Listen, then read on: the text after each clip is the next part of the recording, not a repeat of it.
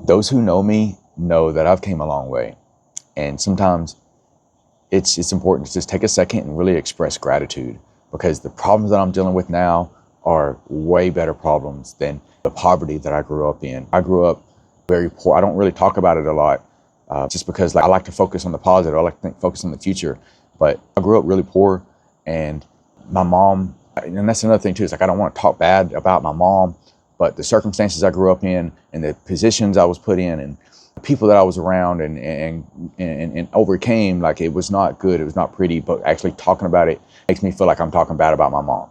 Because it makes me feel like, oh, I shouldn't put that out there. She's dead and, she can't defend herself.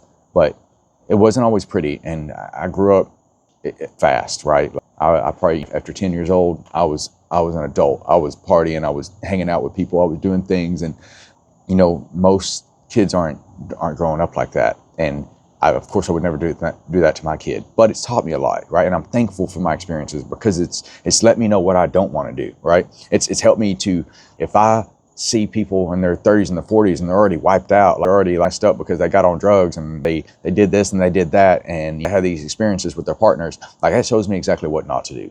And so now I'm dealing with I'm getting a position offered to me as a ambulatory care specialist in the sports medicine department.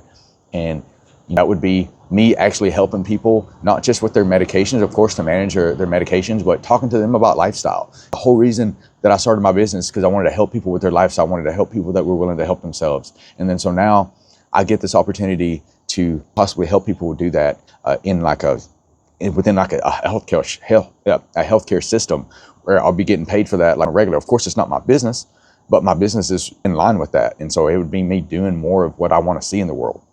I'm excited to be a part of that. That be a lesson to you, right? If you don't learn anything else from me, just try to always stay positive and do your gratitude.